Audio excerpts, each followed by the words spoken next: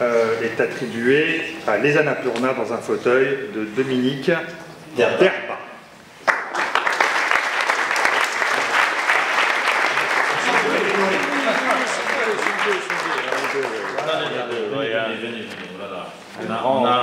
Un grand monsieur. Vous travaillez à France 2, voilà, dans l'émission 13-15, et il y a plusieurs documentaires. Vous avez vu des documentaires, vous ne saviez pas que c'était eux, mais c'est avec Delahousse, hein, c'est ça, ouais, qui présente. Et donc, c'est une histoire assez simple. Moi, le handicap, c'est pas une spécialité. On n'est pas journaliste spécialiste du handicap, ni Patrice ni moi. Ce sont un peu les hasards de la vie qui font ça.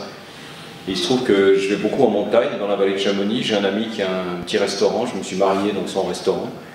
Et son père était très ami avec le vieux guide que vous voyez dans le film, Michel Vézy. Et voilà, puis cet ami m'a appelé un jour, m'a dit « Je connais un type qui fait une drôle d'expédition. Il emmène des gens en fauteuil roulant faire le tour des Annapurna. Est-ce que ça t'intéresserait de le suivre ?» Alors je les ai rencontrés, on s'est vus, on a passé avec Patrice un week-end avec eux, à les suivre, à s'entraîner.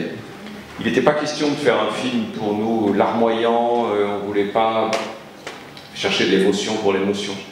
On voulait raconter une aventure humaine, et après avoir rencontré ces gens au-dessus de Samoin, en Haute-Savoie, pendant un week-end, on s'est dit qu'on tenait sans doute là une belle histoire. Il faut garder une distance, bien sûr, mais on a passé plusieurs journées avec eux et on était acceptés, on faisait partie de l'expédition. Et je peux vous dire que quand on est arrivés tous au sommet, c'est-à-dire que c'est un col en fait, le col de Thorong, le Thorong Pass à 5500 mètres, je crois qu'on a tous pleuré en fait. Oui, même moi aussi, hein, derrière ma caméra, j'ai pleuré.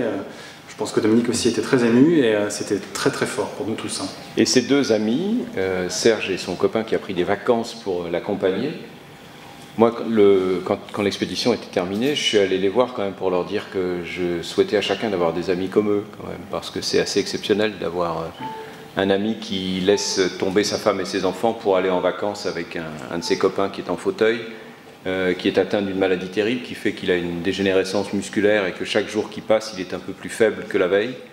Et d'ailleurs aujourd'hui, il ne va pas très bien parce que depuis un an, sa santé s'est beaucoup dégradée et c'est la dernière fois sans doute qu'il a pu faire quelque chose comme ça. Et donc c'était évidemment très fort et c'est des choses qu'on ne sait pas d'avance quand on part tourner un reportage comme celui-ci. On sait en gros quelles sont les étapes du voyage, mais on ne sait pas ce qui va se passer. Et c'était un moment qui était évidemment très émouvant pour nous, et ça l'est pour tout le monde. On l'a ressenti vraiment très fort. Vivre son handicap au Népal, c'est difficile. Il y a beaucoup de Népalais qui sont handicapés, et là-bas, rien n'est fait pour eux. Donc de voir un petit peu Serge, Séverine faire cette aventure incroyable, ça avait été une vraie leçon pour eux aussi. Merci beaucoup d'être venus. Merci beaucoup.